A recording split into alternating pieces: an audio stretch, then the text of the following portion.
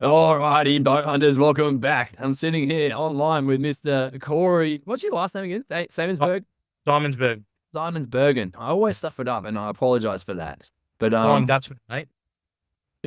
mate, I have a very soft part in my heart for you because you've been there by my side for every fallow deer that I have taken. We've shared some very fun times in the bush and a lot of great times around the campfire. That's for sure. Fuck yeah.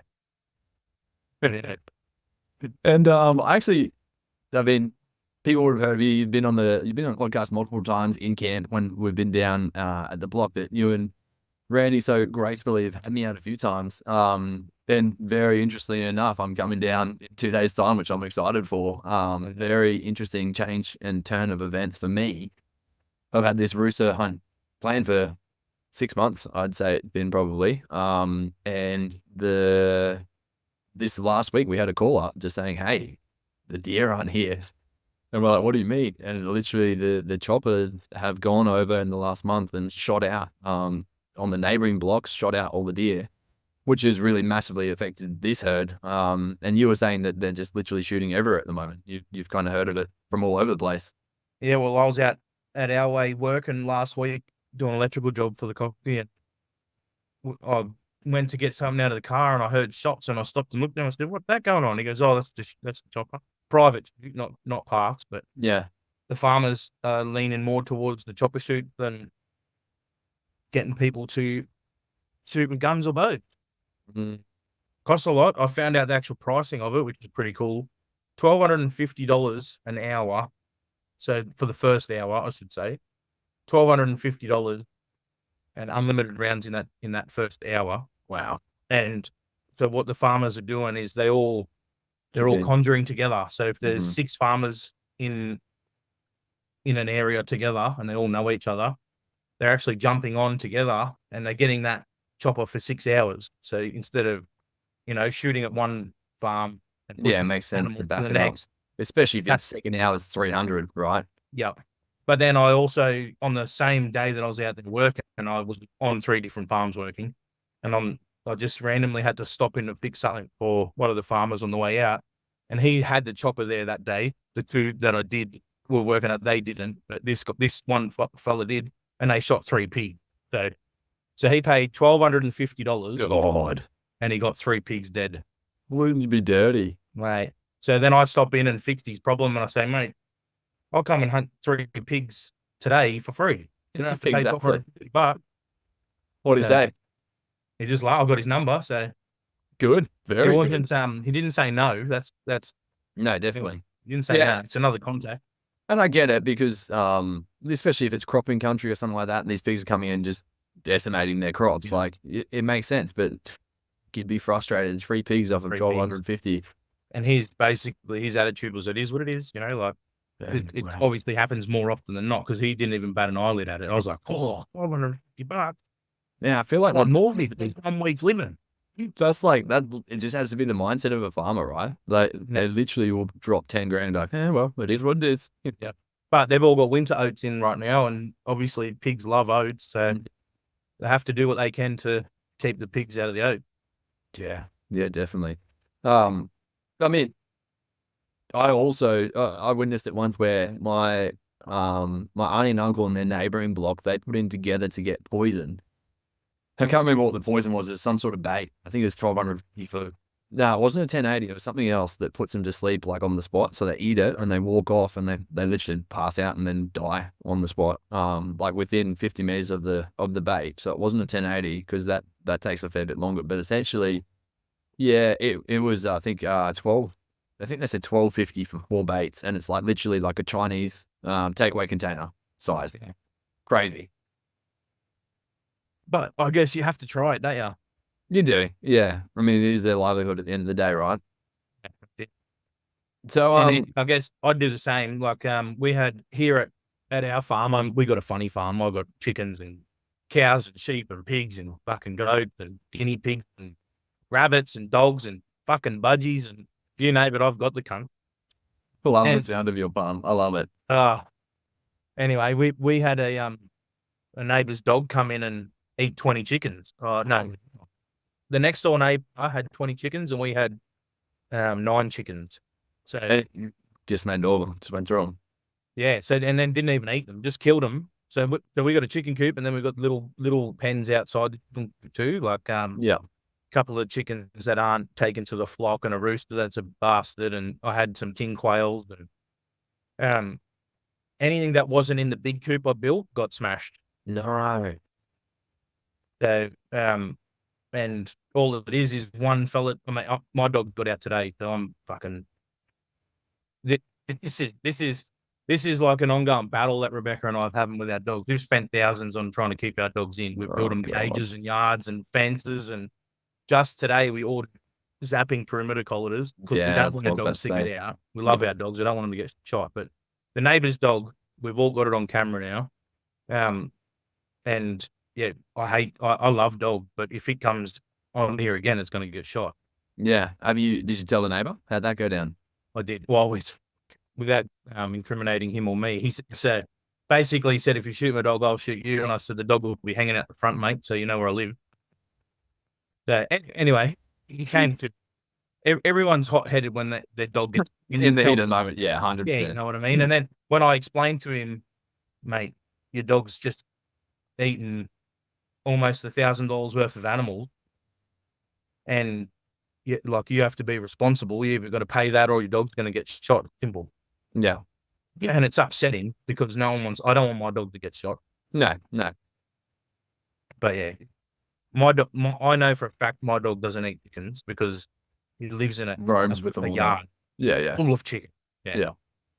So, but yeah, pests, I know, and that's small, funny farm. That's just major proof of exactly what farmers have to go through, right? With wild dogs or anything like that. It kind of makes a lot of sense, right? And you're like, okay, well, larger scale, say it's $100,000 worth of and that's also the other side of why I can understand 100% why farmers don't want necessarily hunters on or random people on their land when it's like, well, we've got $100,000 bull, or we've got even a $10,000 bull on our block that is our main breeding bull. And if you're a brown and down person and you see the bull and shoot my bull, like, of course I don't want that happening. I understand it. Yeah. And it's so much harder for pig doggers to get on too, because not only they're hunters and they get some fucking pigs. Pig doggers get some pigs, but you're relying on another animal. So you're relying on the dog. And although you say 75% of the dogs are good dogs, there's always those dogs.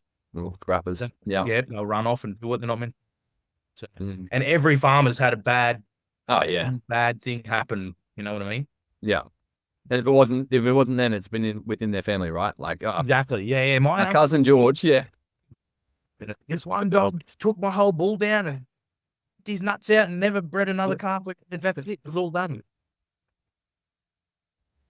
Well, man, the main reason I wanted to get you on is to actually talk about your Bulgarian experience. Something that I did just recently was put up a little poll on Instagram, just said like, hey, what do you guys want to hear more of? International hunts was a really big piece of it. And I've done a lot of international hunts to an extent, not heaps necessarily from the Australian standpoint of like, hey, going here and doing this. To put it into perspective, this is the trip that you did with Grant, and that was the 4.5-hour marathon that Grant and I did, recapping from his standpoint of what went on. And there was definitely talks of what happened for you, but not to fall in detail. And I think realistically, there's always two sides to what can happen when you go overseas.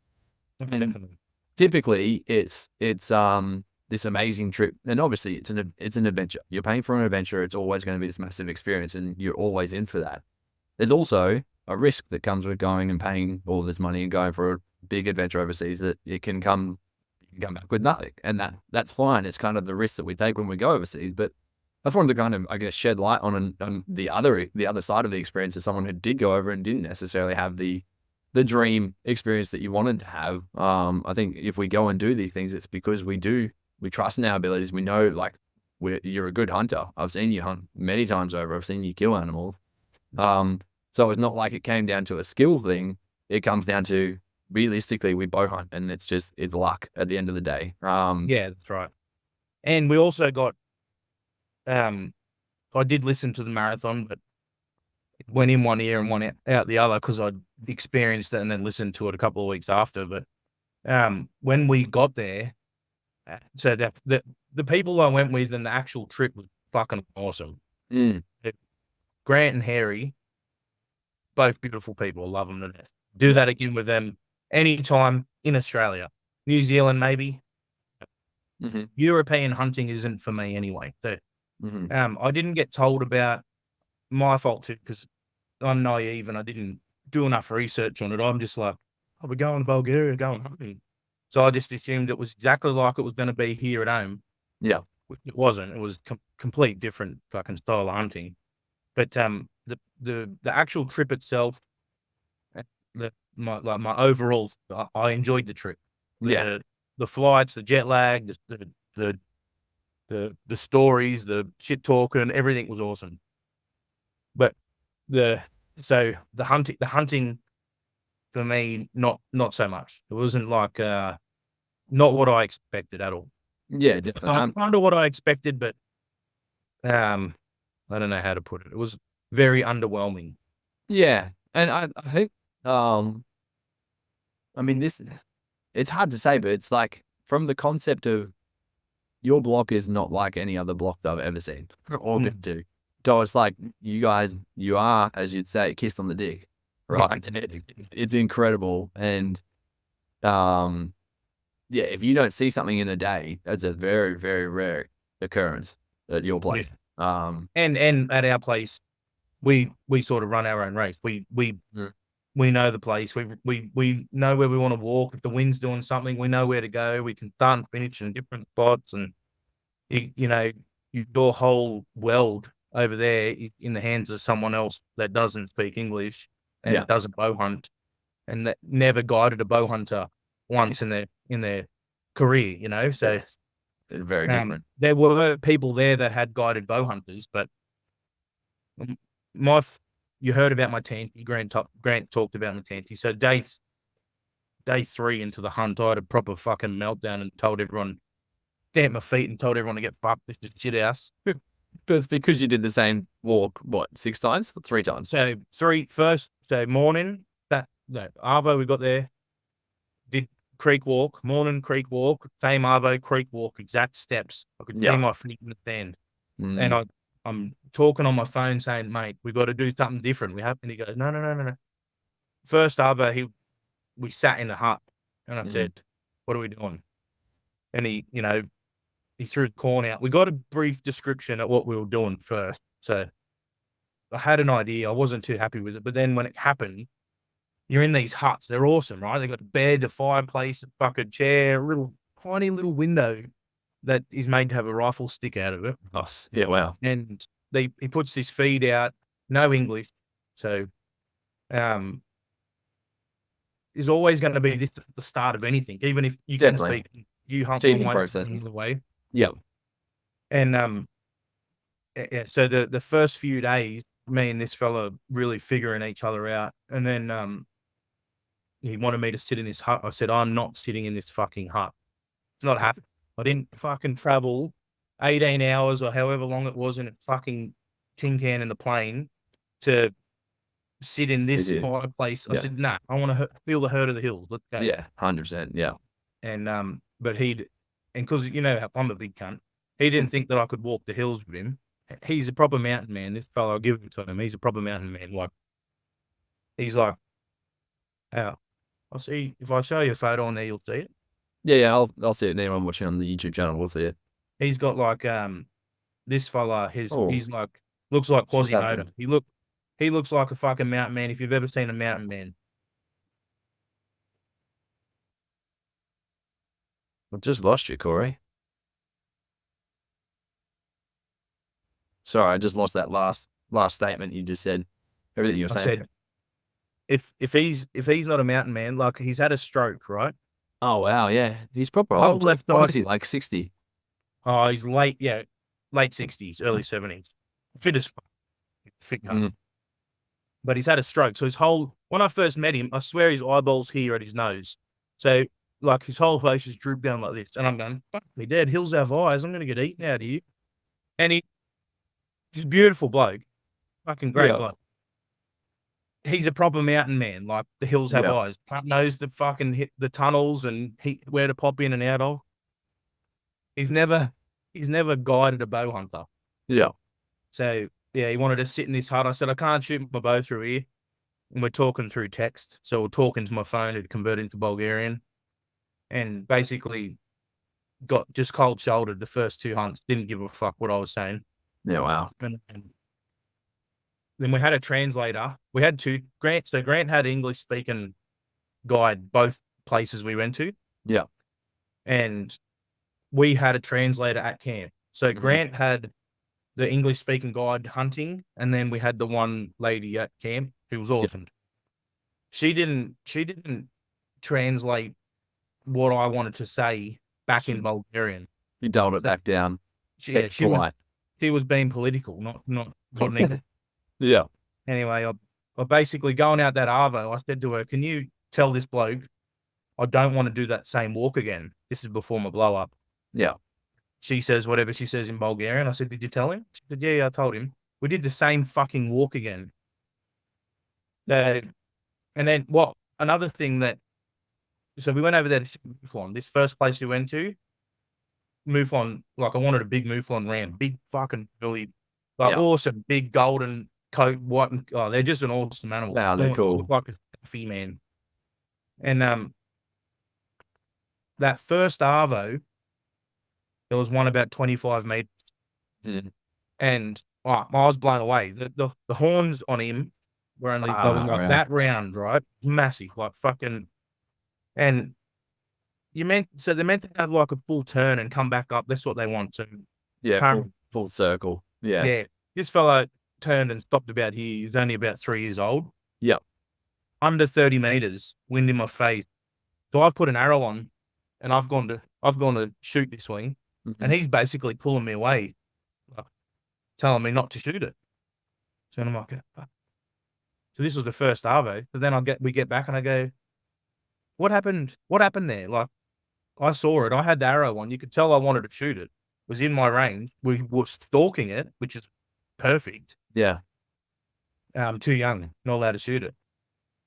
So, in Australia we have that first to species rule. Like your biker with me, or if it's a doe or a hind or whatever, first to species is something special for a bow hunter. They don't have that. They don't recognize that at all over there. No, yeah. Everything for them, because it's a business, right? Everything is dollars.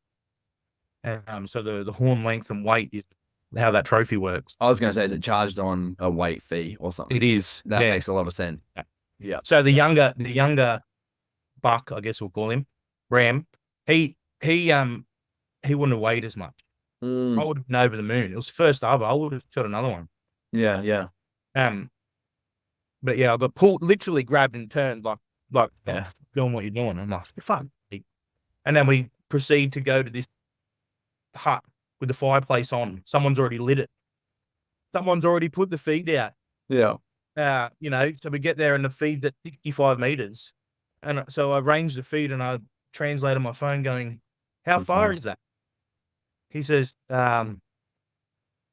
somewhere between 50 and 100. And I go, 65 meters, mate. I said, my bow range max 30 meters. I'm not shooting at 65 meters. Not a fucking chance. Had he asked you any questions about this prior? Nothing. Yeah. And then the next hunt, he asked me, how far do you want it? I said, max 40 meters. But see, they don't feed. The animals aren't going to come up to that close because they get put out at 100 meters from these stands every time. Yeah. So I said, and then anyway, I said that we tried it. Not one animal came in. Yeah, the blue for him. It's just random. Yeah, yeah. They know people go in that. Oh, they're not idiots. So I had I'm going to bounce between because I'm not going to go into depth because you've already all heard it. So that third hunt, after the third hunt, when we did the same thing 3 times, I got back and I said to the translator, I go, listen, mate, forget the fucking politics. And I want you to translate my emotion into what I'm saying. You all sound angry every time you say good morning. Sound like you're about to have a full-blown punch-up when you're saying good night. So you can give them some fucking emotion, please. Yeah. She should say, and that's how I get back on to Grant's. So Grant's guide, he was there when I was saying this to my translator, and he said, let me do it. Mm. So that then my guide and Harry's guide, they were both there. Harry's guide is my guide's son. Oh, wow. Yeah, so it's all a big family affair. The hill out there, they build these water trough, and not a water trough, it's a water fountain. They handcraft these brick water fountains. They pull the water out of the groundwater, and they have these constantly trickled water fountains. And it's a tribute to their dad or their uncle. So the son will make these, you know, he's part of that mountain there. He died there. They live there. They're born there. Yeah. The history of the mountains are fucking awesome. Yeah. Anyway, so they Vlad Grant's guide translates in my tangent. Yeah.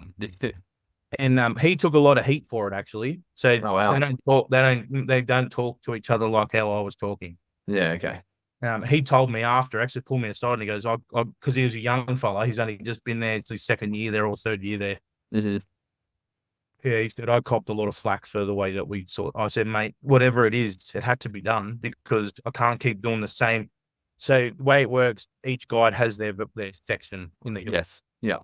My guide has one valley and a big mountaintop. And that was Rebecca. That's just in the sea. How I was going. And we just kept doing that same river in the valley. Yeah. These hills, we have nothing like it. It's like just super. I've got some pretty cool photos on my phone.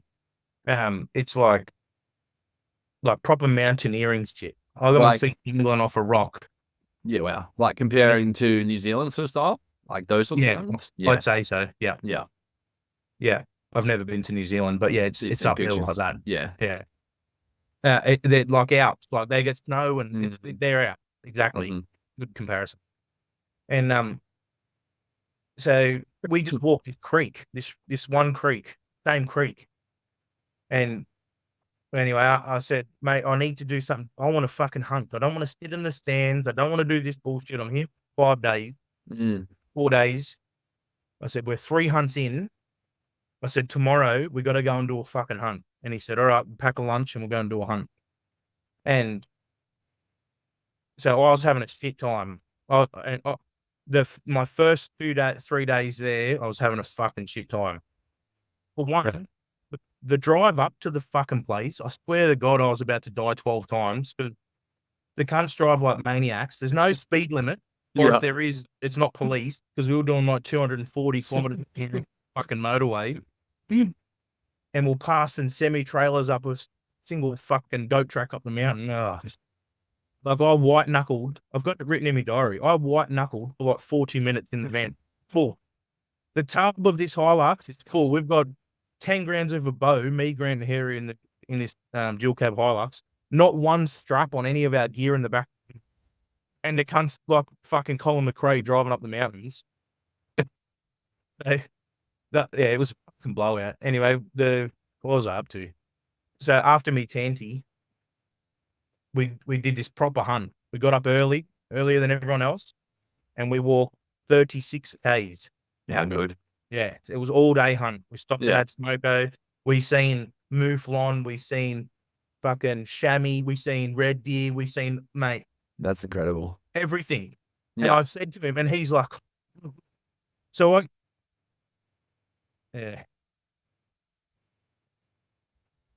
trying to explain what happened without shitting on anyone. But when we go there, we get asked what we want to hunt. Yeah. And I said everything. Anything. We're in Bulgaria. If I see a wolf, I'll shoot it. A fox, a rabbit, fucking horse, mouflon, a chamois, a red deer, whatever, I'll shoot it. And he's like, all right, cool. We get up to, we're like, what? Let me have a look at my note. We were some stupid feet above sea level. And there's a big mob of chamois. And a fucking massive big chamois buck in there. and I'm like rock hard, like fucking proper barred up. I said to this bloke, mate, can I shoot this chamois? And he's like, oh, let me make a phone call. And he so he makes this phone call. And I'm not gonna find it. This is me fucking. Holy. Yeah, it's a Pages. It doesn't matter. We'll weigh up. Anyway, he makes this phone call and all that to shoot it. So we're like 80 meters off this chamois buck, and I say, I'm going, why the fuck not? Anyway, so they get 5 tags a year. And Yeah. I said, all right, fair enough. So I give this guide my bow because he had no faith in us, right? This guide has never taken a bow hunter in his life. It's only just become legal in Bulgaria for local, and then a year or two for fucking, what do you call us? Internationals, yeah. Foreigners. Yeah. And so he had no faith. So I gave him my bow and I said, here, hold this and watch this. Got my wind puffer, checked the wind, ranged him, knockies. There's about 60 chamois there. And I got into 20 meters, 25 meters of this chamois buck. I've got chamois 10 meters around me, the trees around me, and I jump out like the fucking big grizzly bear. Dead the fucking chamois buck. If I can't shoot it, no one can. And then I come back and he's like, grabbed me and he's like, very good. Like, he was like, hilarious. I think I gained a bit of Respect there, yeah. Yeah, respect. He didn't think that I'd get that close. It is very interesting. And I mean, I've witnessed that just even like locally. People are like, oh, what are you going to do with that? Right? Like, come on, it's just a bow. What can you actually do? I think it took until I came back and I was like, with my auntie and uncle, I was like, oh, I shot 5 pigs this morning. They're like, 5? They're like, what? And that was like the turning point. They're like, oh, you can come out more often. I'm like, that's good. Yeah. Well, we get close to one and it's quiet. Yeah. I've never hunted with a gun. So I've had mates come and hunt with me that have hunted with gun for 20 years. I've had mates that have hunted like almost as long as I've been alive. And they come out hunting with me and they go, I had no idea half the shit that you taught me this weekend. Yeah, definitely. Like, I can get that close. Yeah. I have a mate and I've got a rule. I don't like taking rifles out to our place because we've got it's like fucking beautiful little hunting hole. Yeah. But I have a few good friends that I take out there. And one mate in particular, Brock, he goes, he's never asked to come hunting, but he's a very close friend. I've known him since school, like we're pups together.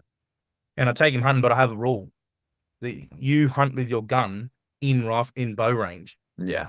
There's no rifle. There's no long range shooting. There's no, oh, look how far I shot this from. Didn't even know I was here. He's not going to know you're here at 30 meters, at 20 meters. Yeah. And Brock, I don't know. Yeah, was it post rut? Yeah, it was post rut. He came up, and what did he have? 223, I think. And he shot a very good buck at 25 meters. Far out. How good. Yeah, and he was like, mate, if I could screenshot the faces of people that shoot these first animals. Yeah. But yeah, all bow range. So with guns. Yeah. My mate Terry done the same thing. Terry, who's now a bow hunter, which is hilarious. That's good. That's so good. Yeah. He saw a massive big boar and he wanted to shoot it. He's like, we saw it. Well, I had Harry was a baby in my little holder like this. Yeah. Got out the car, we walked 60 meters and this massive big boar, man, like the biggest pig he'd shot, one of the biggest pigs I've seen. He went 28 and something, big body. Yeah. And we're like 120 meters. Oh, man. And I've grabbed him like, damn, boy, we're going to go up here. The wind's blowing. And he shot it like 30 meters. How good. Even him, he's like, fuck, that was awesome. And now, bow hunter. Yeah. You gave him the bug. It's good. Yeah. Close, mate. You got to get close. Yeah. How did we get onto that? Oh, the big jamming. Yeah. Yeah. So then what? So we did this fucking trek, man. We didn't. What time of day was that roughly? Like when the this was an all-day hunt, and this was day 3. No, but what time of the day roughly was the chamois encounter? Oh, midday. Yeah, okay. So you So still that- had another few hours of hiking to go yet. Yeah. We were at the peak of the mountain. Yeah. So we'd come up out that fucking same creek we walk. We started the hunt walking that fucking creek. You wouldn't write a story about it. And then we hooked up a little goat track to the left. We didn't even get halfway. We started, and then we hooked up this track, and we went fucking straight up. And I went, oh, here we go, baby. So we zigzagged and on this daily rocky mountain, man, and it was a proper hard walk. Like, Yeah. Just keep up with him all right?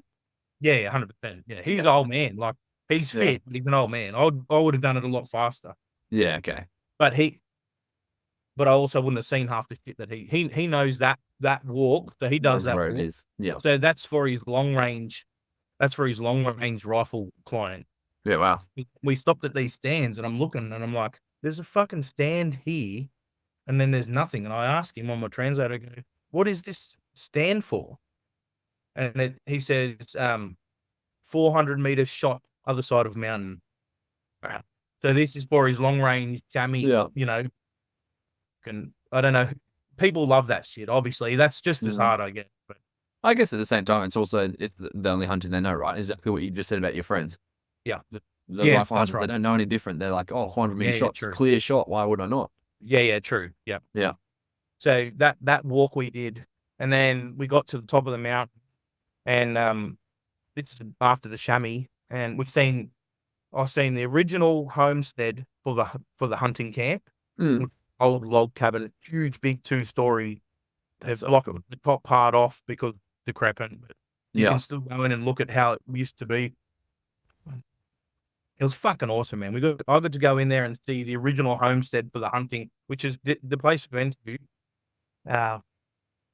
which Cormishosh, that's what it was called. It's one of the richest hunting, part owned by government, part owned by a solicitor there, like a really high level solicitor. Which is part why it's so corrupt out there, and they fucking do whatever they want.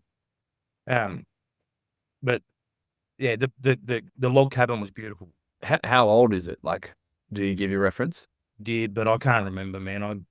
Like in the hundreds or? Oh yeah. Hundreds of years old. Like, it's so incredible, just the history in Europe. Like, Australia's so young. You go there, your mind gets open pretty quickly. Well, even the way they built it and where it was, I was like, I look at him and I'm like bewildered, and I'm like, how the fuck and why the fuck is this where they built it? We're literally thousands of feet above sea level, and they're like, oh yeah, this will do. Like the blood. What did you say? Well, we want the snow. Yeah. So I got stuck with this guide. I got this guide. I shouldn't say got stuck with him. Yeah, we had a very good relationship at the end of the hunt. Yeah, I bet. Yeah. But so I really wanted to shoot a wolf. Right. Was my number one critter for that first part of our hunt. And he had the highest confirmed kill numbers of wolves for the hills, for that whole area. Yeah. And something like 37 confirmed kills. So I was like, yeah, me and you, buddy, we're doing this. And we were on the top of this mountain, and we were overlooking the whole valley. I could see where we were camped, see where the boys were hunting. I could see like the churches, the streets, the township, everything. We were that That's high. cool. Yeah. I took a cool panorama photo of it. It's fucking beautiful. And he starts howling, man. He starts howling, and he fucking gave me shivers. No bullshit. He was howling like a wolf, and he blew me away. I have a video. I'll try and find it while we're talking. Just because it sounded so real. Mate, it was like a proper... We had no... Yeah, so I started filming him. Hold it back.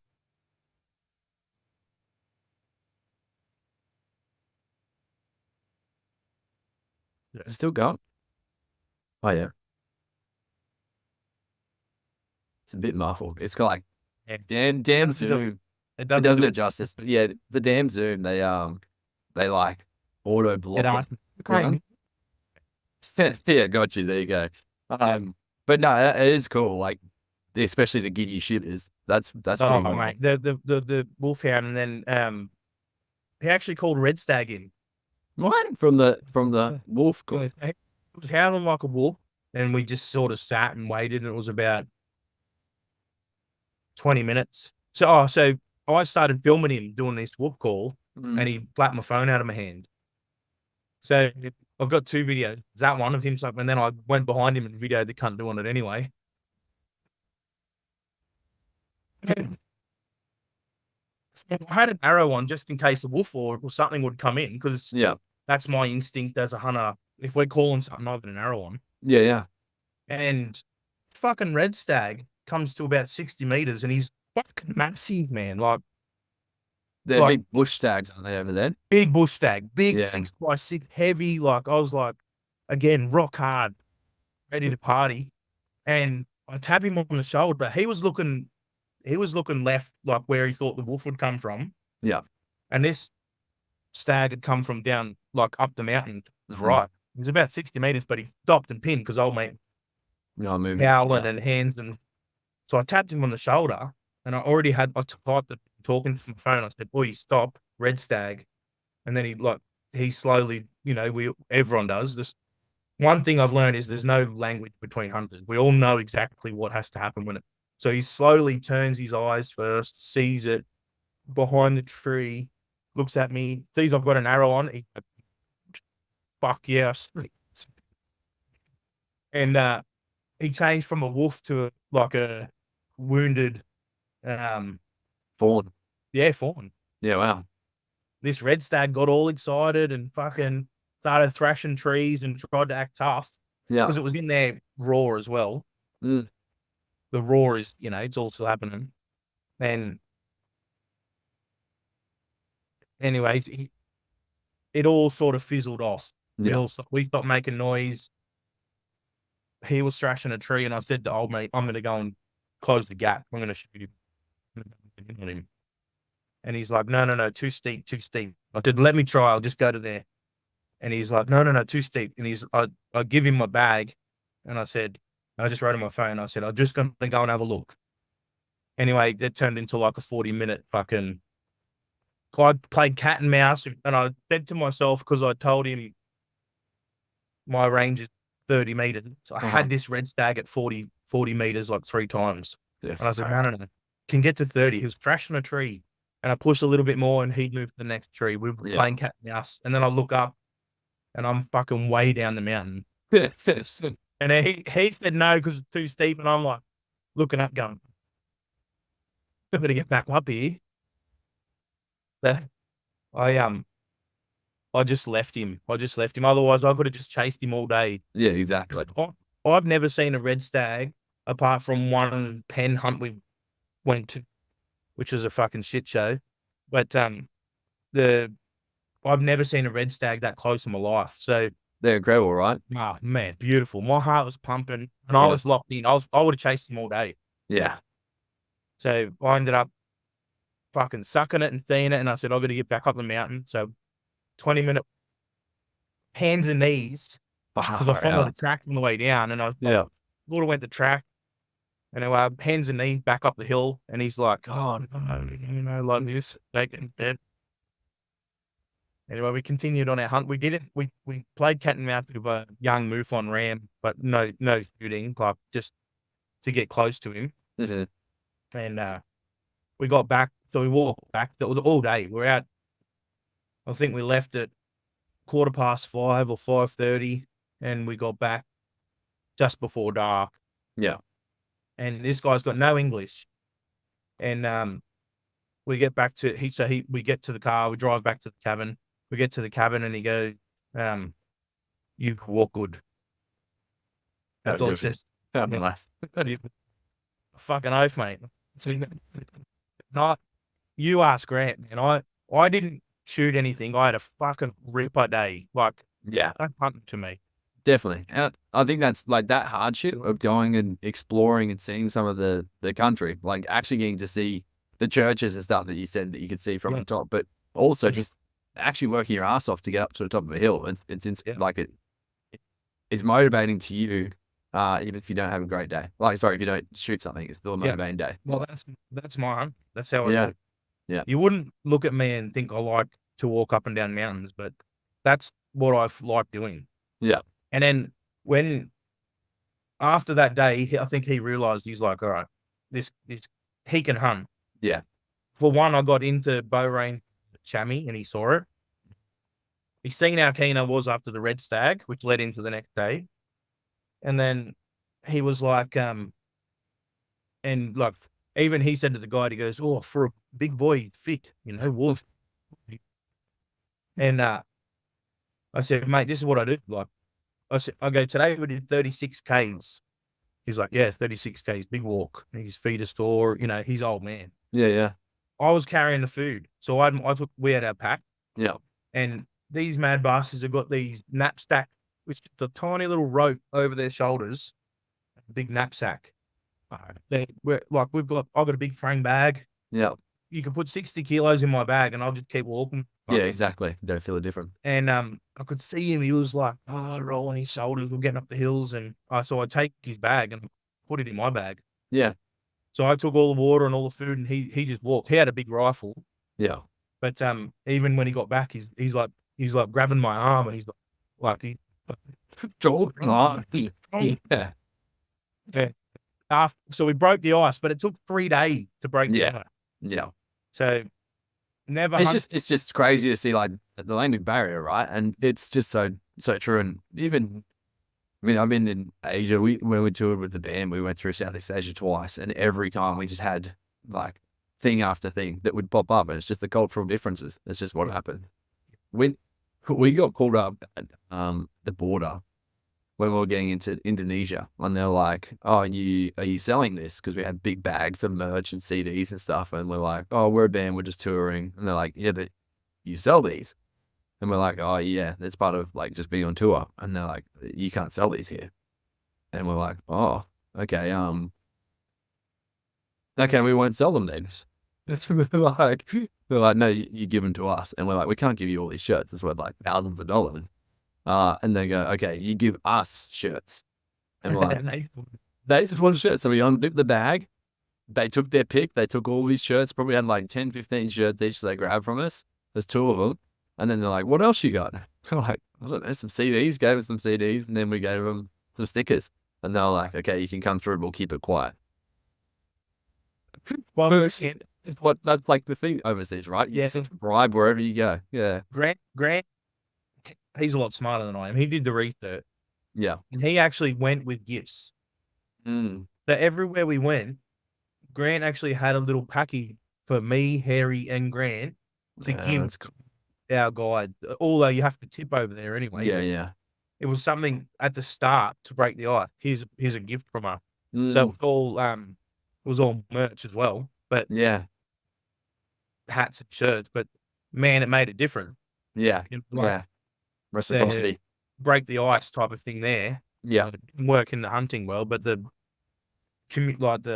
friendship part, it worked well. So are you welcome back there? I don't know. That's Shooting Clad, and that's the last place. One of the guides said, because I didn't shoot, so I shot a massive big boar, wild Euro boar at this first place. Yeah. The hunt ended well after we broke the back of them, obviously not thinking we can hunt, us wanting to hunt a certain way, him letting us do that version of our hunt. Last afternoon there, I sat in their stand, but I said, I'm not shooting out of the fucking stand. I'll walk out and I'll shoot it outside. And mate, I watched this. I shot a somewhere in the realm of 160 to 180 kilo wild Euro boar. So, did you change your setup at all to go over there? Yeah, just kept your weight the same. Yeah.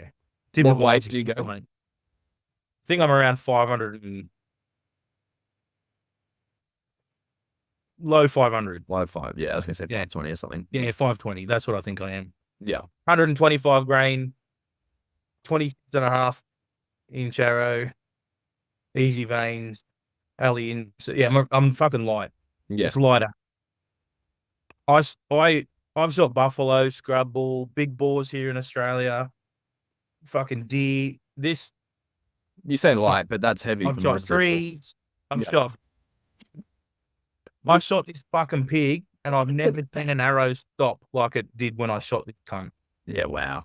Yeah, Just on the flying pad, like your sports I like right in the just above the triangle, but Yep. right there. I was Gen 2 pilot cut, smashed his shoulder in half, Yeah. and like right in the cookie spot. I smoked him, and so 32 meter shot, Yeah. and absolutely pinned him, quartering away, straight in there. But when the arrow hit, I'm talking, like, there would have been a good, just a little bit under a half sticking out Yeah. Wow. of this arrow. Yeah. And I looked at it and I went, like, what the fuck was that? And I thought I'd bind him or something. Yeah. But he just went like this, whoop, ran into the bush. And I look at my guide, or go back, look at my guide, and he's like pinwheeled him. He's like fucking partying. And I'm like, no, too high, I think. The arrow, we were a bit above him too. Yeah. And that where the fletch looked, it looked high. The shot was beautiful, but he went 40 meters and piled up. And I'm like, I can hear him taking his last breaths. I said, let's go. And he's like, no. I said, no, let's go. I can hear him. Here. Whoa, he's up in the hills breathing. Come on, let's go. So we grab our pack. And I'm like a dog with two dicks. Well, I watched this thing come in from hundreds of meters away. Like, Yeah. we're sitting in these stupid bloody huts they got over there with the fucking heater on. And I'm half asleep for the 2 hours before. And then this thing took an hour to walk in. Like, he's a proper smart old boar. Yeah. He didn't want to come in. He knew that we were in that hut. And he'd walk in and he'd stop and he'd go around the mountain and he'd stop and he'd come in a bit further and he'd stop. And it took an hour for him to get in. And so after the shot, he ran off. I'm hightailing. I can hear him breathing. So I want to go and get a second arrow into him. Yeah. And so we've gone up. So where I saw him, I checked the wind. Old mate didn't even have a wind puffer, mate. No. Yeah. At the start of the trip, didn't have a wind puffer. Yeah. And then at the end of the trip, we gave him wind puffers, and we're like, fucking hunt the wind, you weirdos. So anyway, so I'd already shot this thing, and I'm checking the wind, and he's looking at me like, what are you fucking doing? Because I wanted to still be in the right spot. 100%. Yeah. You don't want to get the adrenaline pumping. Watch this boar run away. Yeah. Yeah. So I get the wind right. I go down the creek to come back up the mountain to have the wind in my face to get the second arrow in. And he's in this fucking thick shit. And without even asking old mate, I've got an arrow on. I just start crawling hands and knees through the pig in this thick bush, through this fucking little, like a wombat hole style tunnel in this lantana style bush. Yeah. And he grabbed me by my foot and pulled me back. And he goes, no, what are you doing? Like, I shoot with his gun. Yeah. Go away. He's basically like pulling me out of the tunnel, and he's translating into his mind, and he goes, number one death hunting is wild boar. And I'm like, it's fine, mate. I sneak in. I get to, I don't know, 20 meters off him. He's like this. Last breath at 20. I was just about to draw back and pin him. No way. You watched him pass. Yeah, watched him die in the hills. That's incredible. And then this old mate, he's about 10 meters behind me, starts belly crawling through the bush and gives me a big cuddle, eh? That's awesome. It's universal. It is the bear hug. Yep. Yeah. And he's like, you crazy Aussie on it. But dude, and I'm like, no, your gun, you're not that. It's not your kill then. Yeah, I've got to get in and get that on. I was pretty confident once I saw him bedded because I saw where the arrow was. I said, he's dead. But I wanted to get another arrow into him because but there's better. $3,500 Aussie wild boar sitting. You want to get another arrow in that fucking thing? Yeah, 100%. So it was pretty cool then too, because he made a phone call. I just started trying to pull it out myself, and like I can deadlift heavy. Mm. That 160 kilo dead weight is very different. Yeah. That thing was like, I moved like 4 meters, and he just laughing at me. He didn't even try to help me. He just laughed at me. Like, look at you. You must be going. He's gonna get this pig are massive. And he's like, makes his phone call, and then 4 of his mates, 4 mountain men, and they're all older than him. Yeah. He's like, they go by like, there's like rankings, right? So there's men older than him come in, but his dad was royalty before the Russians, or I don't know the whole backstory. Yeah. For that, but they took over him. But before they got taken over, his family were royalty in the mountain. Far out. White died. So he's barking orders at these pricks, and they've slung him up, put him in fucking timber skewer, hooked him up, got him up at it, split him down, and I said, hey, taxidermy. And they're like rolling their eyes at me because they just wanted to skull drag this thing down the mountain. And so they made this thing up and carried him out. Yeah, that's lifted up. You cruel bastard. No. You get the shoulder mount? I'm gonna get the shoulder mounted because I don't know if you've seen my boar, but I shot a 110 kilo boar out at our place. I haven't seen that. Yeah, and he was just shy at 29 Douglas Point. Ooh. Yeah, he's a proper biggie. That's your best one off there, right? Oh yeah, it's my best pig. I've been to Cape York. I've got a similar story. My European hunt to my Cape York hunt, actually. Yeah. Me and paid hunt, and I paid to go to fucking that stupid place down in Victoria too, where it's 3,000 acres, and we get there and it's 300 acres, and there's fucking 5,000 deer, and they just bought 2 rams in for Grant and I to fucking shooting it. Oh, it was a shit show. Yeah. I'm gonna get it shoulder mounted, and I'm gonna get my taxidermist to do it, and I'll have the 2 facing each other. So I'll have my Aussie boar. Oh, dude, that's sick. Yes. Yeah. Is that the biggest one that's come off of your block down there? Point. Oh, body? Yeah. I think so. Yeah, wow. But that's hard to say because we've shot heaps of big young pigs out there, but yeah, definitely the biggest. That one that I shot's the biggest. Oh no, Grant shot the biggest. Grant and I had a rock, paper, scissors for that big fucking old thing he shot last year, and mine had way more. Yeah, mine had way more. What did that one go for? The one that rock paper scissors for? Douglas points. Yeah, somewhere. So mine was mid 28, and that was high 28s. Yeah, mid 28s or 29s. Low no. So mine was 28 and 6/8, and his was, because I measured his over 30, and it was just under 30. Always give him a few extra inches, eh? Yeah, when you got a short fella like me, yeah. But I've got the fourth. So the pigs out there are bombers. Yeah. But yeah, the boar I shot, I think, is 4th or 5th actually. Even now, I just got knocked down because I think you and Grant just shot 2 big. What did your one go? 26 because he's tusk on the side. Oh, that's right. Yeah, real short. Yeah. And what did Grant's one go? I don't know. Yeah, no. Oh, sorry. That second lot that we just did recently. Got you. No. Yeah, no. He was smaller than my one. Then I'm talking about this guy. He was 26. Yeah, that's 20. And he was bigger than my one that I shot this last time around. Yeah. Well, I think I'm 5th. Grant's brother-in-law shot 29 and 4/8 or 6/8. Grant's just beat it. So, and then I think I'm 4th or 5th. Yeah. Okay. But I'm the only one with a taxiderm pig off there. Yeah. Yeah. That's incredible. Because I shot my boar at our block while he was rooting someone. He was like mid fuck the poor bastard.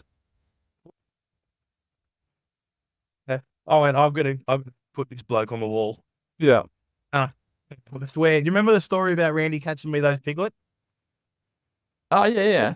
Yeah, he caught me those 2 piglets, and I now have like breeding pig. I put domestic pigs over them now, but if you go into my backyard and you see my boar, Boris, on the wall, and then you go down to the pig pen, I swear to you, he's the dad. No way. I fucking swear, or he's a fucking great pop or whatever he was, the big old boar that planted the seed. Because if you look at him on the wall and then you go and look at my sow, and she looked like she's fucking identical. Yeah, wow. How big are your pigs now? How many kilos do you reckon? It'd be 130. All right. Yeah, and So close. got a couple of I've got rid of all the boars. I've got one boar, but he's a barrow. I've chopped his nuts off, but Yeah. he's probably close to that as well. He's a big bastard, but he's going to get knocked on the head after this trip this weekend. What do you feed them? Grain, apple, Tim Tams, flops. It's like a specialty copy. Yeah, Fruit. whatever, chocolate. whatever, mate. Be surprised. So I'll butcher a deer up, and I have to throw a whole femur in there. So I'll bone a leg out, and I'll throw the whole fucking leg in there. Rib cake. I did a spit here at Easter. Yeah. I had a deer on the spit, and I just grabbed the carcass, locked the dogs up, and threw it in the pig pen. And we all were on the piss watching these fuckers, and they mashed it. How long does it take? Within the hour, it was gone. Oh god. Yeah. Bone. Dude, I had it once where we were hunting on a pig block, and it was early morning. We ended up running over some piglets, so we threw them just by the fence, by the gate.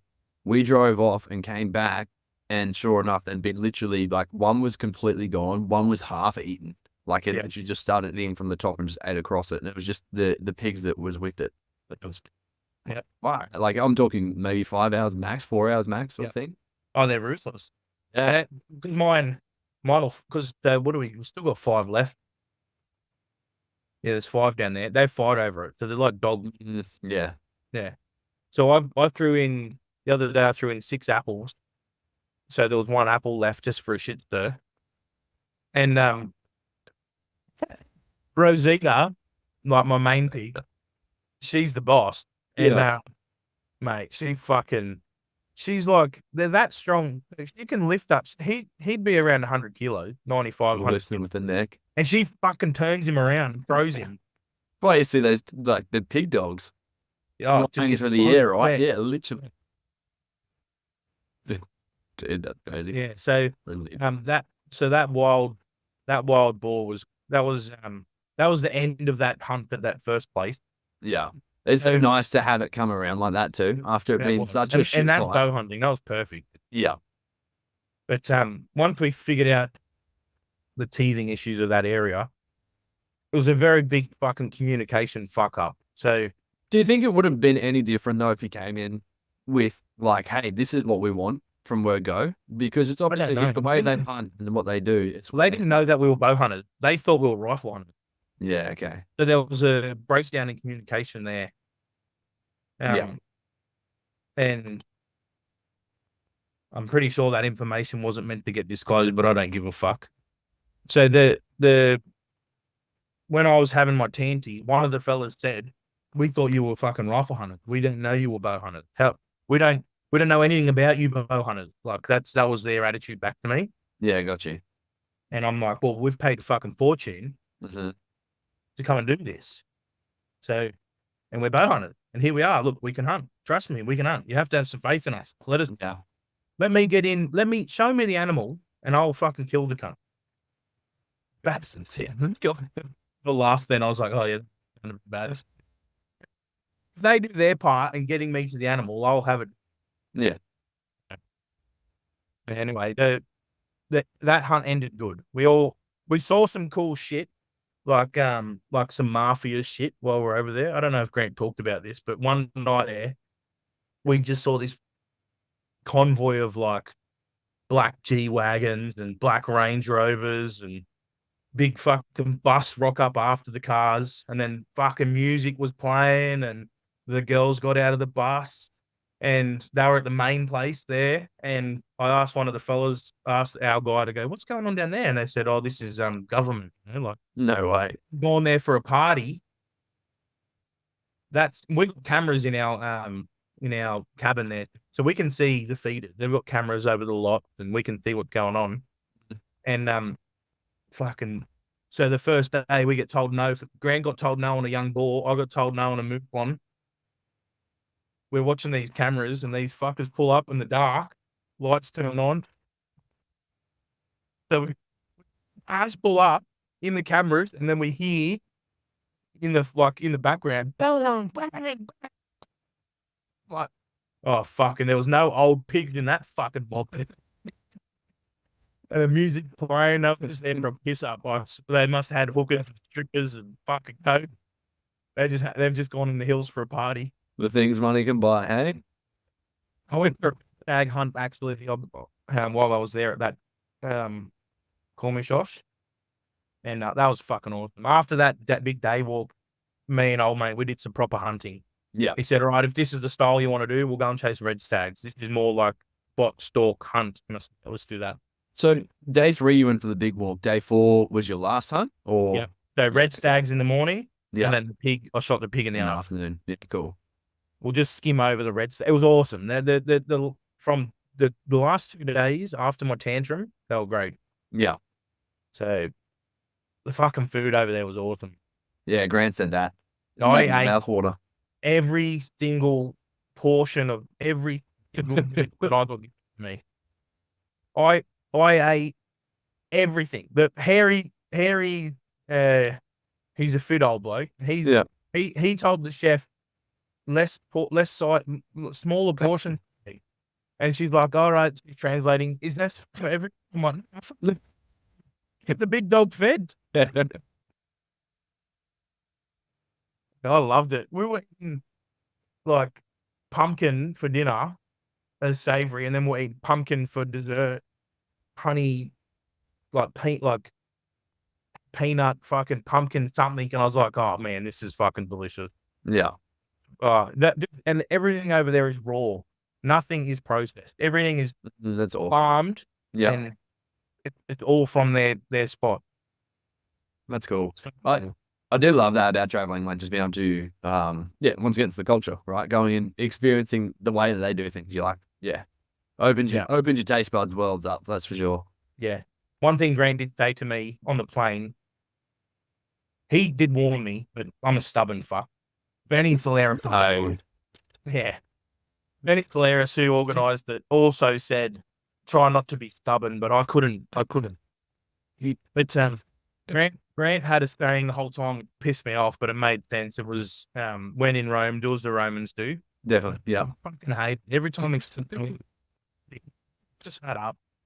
And he was, he was having a good time the whole time he was there, and he'd come back and do the Romans do. I'm like, God. Then he was right. You have to embrace that style. You do, yeah. But I guess you really have to know what it is over there when you get. Like, I should have done more research. But at the same time, if you hadn't had your tansy and you hadn't gone and done those 2 days, like if you'd done that exact same walk 5 days in a row, you would have come back a very pissed off person. Oh, fuck, mate. I'd be shit talking everyone. I would have gone to the second place. Yeah. I would have gone to Bulgaria. Yeah. So the first place ended all right. It ended on a high. It's hard, man. Like, you go over there expecting, because in Australia we can hunt all day. We can hunt if we want to go and fucking hunt at 1 o'clock in the morning with our torches. We can go and do it. Yeah. We can hunt all day. We take Vegemite stanger and some fucking tuna and fucking whatever and a couple of coffees. You go and hunt all day. Yeah. Here it's like, even if you hunt all day, you don't necessarily see anything. So, and especially for me, I'm spoiled. Yeah. I go out there. I'm going this weekend. I work tomorrow. I'll leave Thursday morning, crack a sparrows for a Thursday morning hunt, and I'll drive out there, park my car, walk 50 meters, and I'll have something that I can hunt. You'll probably drive into something. Yeah, that's right. I'll see shit on the way. See it. Yeah, exactly.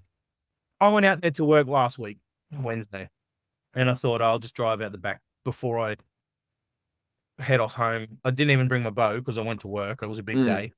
I'll just drive out there and have a poke. I seen 16 pigs.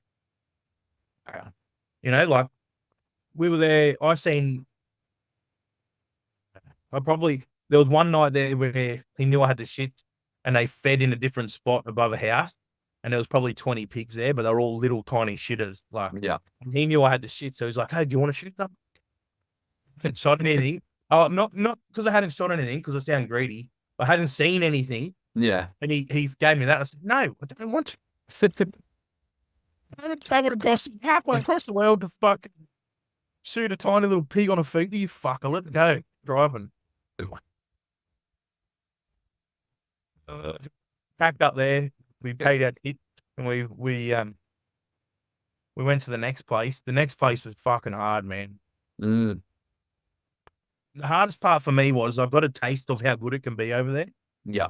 So the first morning we were one guide short. So Grant and I hunted together with the guide, English speaking guide, which makes a massive difference. Definitely. And mate, the spot that Grant and I went to that first morning, it was like the proper bow hunting fucking like goddess style. That it was on a hill, there was fucking trees everywhere, it was soft dirt, it was white stalking. You could see him from afar. It was fucking beautiful. Thick shrubs, and then Grant shot his fallow buck on that first morning. Yep. So I hunted that arvo, and I said, "Oh, if you find him again, you shoot him. Oh, then I'll hunt here again because I love this spot." Yeah. Then we had the next guide the next morning. I got taken off that spot, and I got put into this fucking hill of whatever. It's literally a rock hill.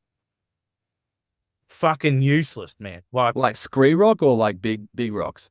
It's a fucking hill, Matty. It's not a mountain, it's a hill. And then there's just big rocks. Like when I say big rocks, like the size of a printer. I'm standing on. Yeah. And I remember seeing some of the Twin Element boys stuff. Yeah, all those boys, they hunted this thing. You built these rock blinds. Yes. But I'd wasted 3 hunts. Not wasted. I had a stalk on it. I could have shot a fallow buck. I was 30 meters off an old buck, which I should have shot.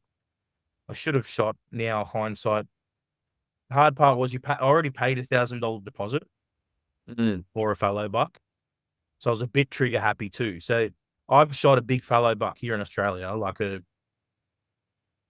248 or whatever, a big fucking fallow buck, big old gun. Yeah.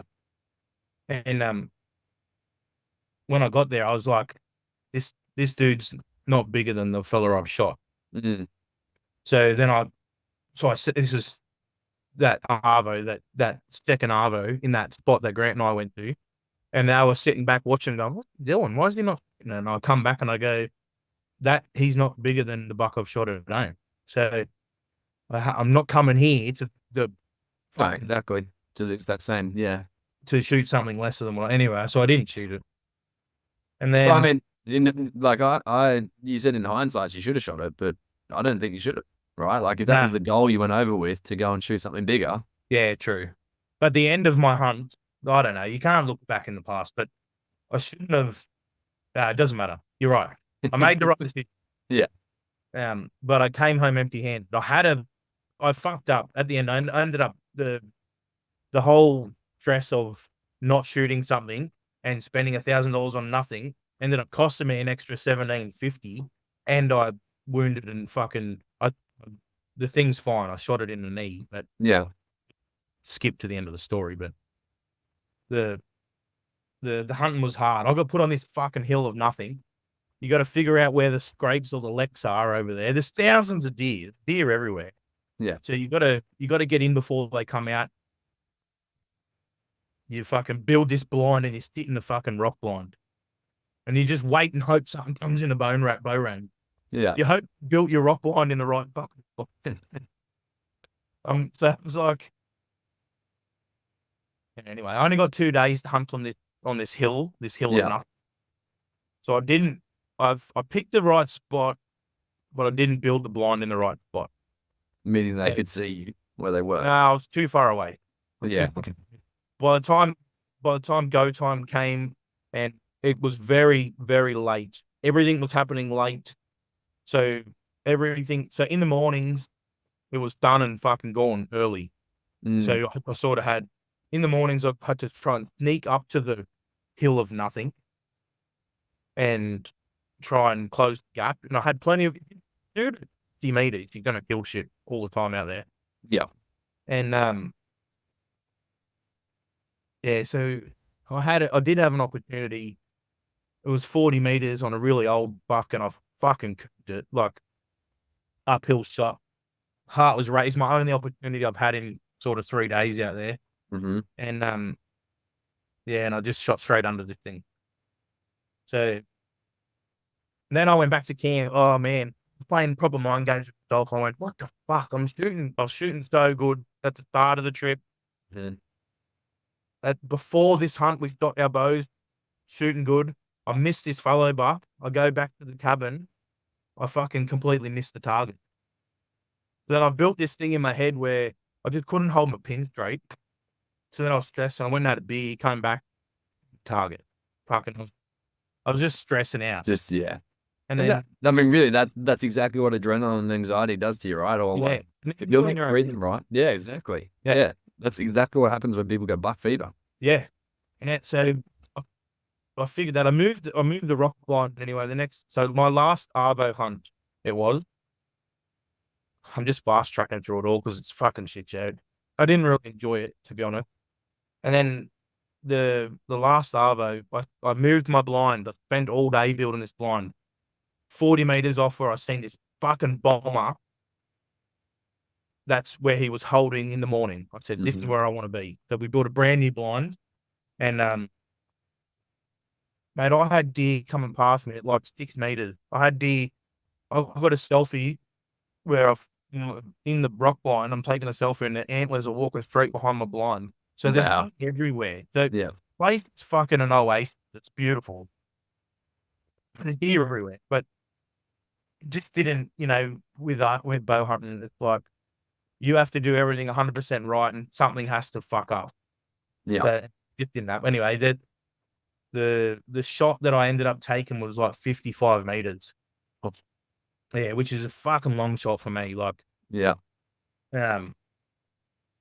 Like I said, 30 meters is my money shot.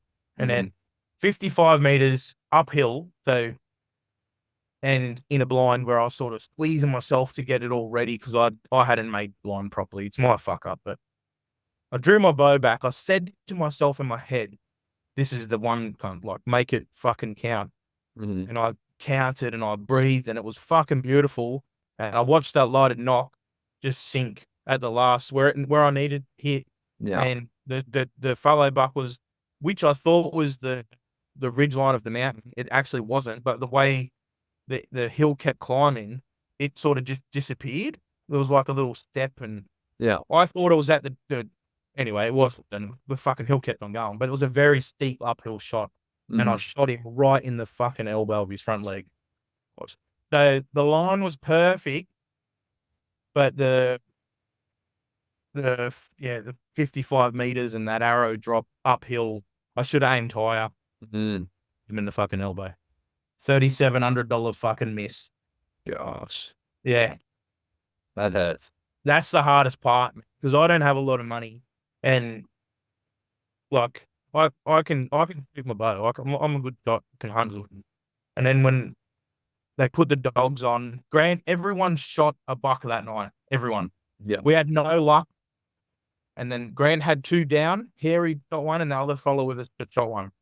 But everyone had shot one, and I put the arrow in, and my guy's like, he hit it. He's good because he did this big fucking front flip. But I seen the loaded knock. I knew where the fucking arrow hit, and that stick feeling. Yeah. That was just running through my blood. So I went over and helped Randy pack out his 2 big bucks, and he's giving me a cuddle like, nice, you got an arrow in one. Nah. I said, I fucking tagged him in the elbow. I know where I put him. And we found a fucking piss ass. Funny story. Found a piss ass little bit of blood, and in the heat of it, I thought I built this big rock stack where the blood was. Did Grant talk about this? No, I don't think so. Nah. So it was pitch black by the time this had happened, and here's me thinking I built this big rock stack. I've taken a photo, and the next day we're looking at the photo and like, where the fuck's this rock stack? Anyway, an hour of us looking, 4 blokes and a dog. My rock stack was 4 little pebbles like this big, 3 inches. Fuck, rock. Oh,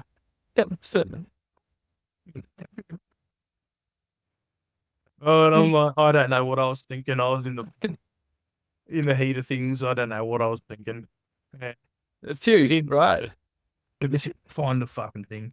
Well, I had another morning hunt, and they're like, "Come out there," and then me knowing that I'd sort of hit my bag limit with money governs the hunt over there. Unless you're fucking balling. And I give it to Benny Saleris. He looked after me big time. I couldn't go out there again, and if I was successful and I shot a buck, you got 2 bills. Yeah. Like, wound fee over there is whatever isn't it? Whatever your trophy fee. So you give them the trophy size that you're after. Yeah. Then the guide's job is then he's meant to say, no, too small or too big, or if it's too big, this is the difference. Like, so I wanted 3.5 kilos. So the miss, even though the fella I shot might not have been that big, that's the price, 3.5. Yeah. Yeah.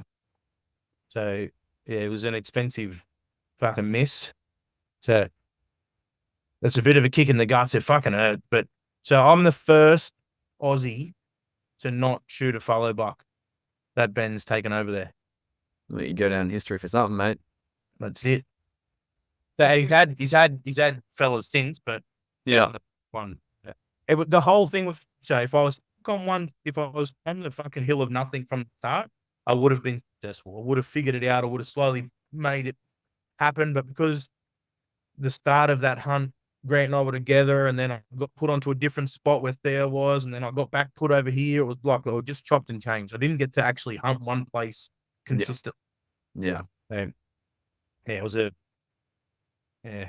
all the place is fucking awesome. The opportunities are there. It just didn't happen for me. That's all.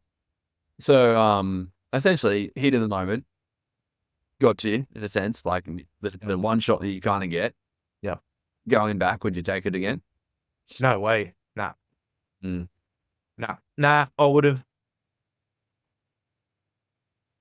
Yeah, that's a good question. I wouldn't. No. I'd just happy pay. Now I'd pay the $1,000 fucking deposit and have nothing. Eat it. Yeah. So the $1,000 deposit got put in because they had rifles from America come in and not shoot stuff because they wanted big stuff. Yeah. Whereas we've gone over there. I would have shot 2. We went over there and they wouldn't even let us shoot 2. We're only allowed to shoot 1 trophy and then 1 cull head or 1 collection or whatever they call it. So the rules were chopping and changing, and no one actually knew what the rules were because we talked about it and he'd say, no, that's not it.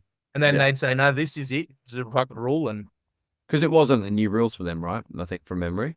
That it was the first year. We were the first year with the new rule. Yeah. So, there's a communication breakdown. It was just a bit of a shit show. Definitely. It all came good at the end. Like, well, kind of. I still went home again. I was fucking stoked. I still got to boil skulls and help Kate fallow buck and plenty of fucking beers drunk in celebration for everyone else. Like, I still had a good time. I've had thousands of hunts where I've not shot shit, or I've shot something and I've cooped it but yeah, it's like, again, here in Australia, if I shoot something at my place, I know where it is. I know the area. I know where to go tomorrow and the next day. And where you're in a different country and it's like, oh, we put the dog on and we couldn't find it. So it is what it is. Like, so that's just a whole heap of different things. Definitely. The money is a massive. It's a stressor. It's added stress. Mate, massive. Like, if you sit down and talk with Matt Hare, and because he's our older best mate, you know, so he's got all the wisdom and hears all the whinges. Yeah. Him with the wisdom, here's the whinging. So I was constantly in his ear, like, me, I've already spent $1,000. I want to shoot a fucking deer. Like, and then, you know, like that 55-meter uphill shot is it's out of my bow is only goes to 60 meters. That's me fully stretched. So hindsight, I should have put it at 60 and shot, but anyway. Or not shot. Or not shot. Yeah. It's a hard thing to do though. And I've been in this exact same position. And so it's like, but I've never actually put a lot of money into a hunt. Like I've traveled far and I've paid to be on blocks, but I've never, like this rooster hunt that I was meant to go on, that was going to be the most expensive hunt I'd ever gone on. And I was like, well, it is. It's a bigger fee than what you. How much was it? $3,000. Yeah. So I'm like, okay, $3,000 for a rooster. That's like, okay, there's more than what I've ever paid for a deer. So it was definitely different to what I'd ever had. Yeah. And yeah, it was like, okay, well, we'll see what happens. Like for me, in my head, I was like, you have to be sure of it and treat it like an injury fee. Like you're paying the $3,000 no matter what. So make sure you get a good shot. Like, yeah, that was the concept I was going in with. However, when push comes to shove, it's always interesting to see what actually happens, right? Like, I think building your moral compass, ethical compass, and what you want to actually stick to.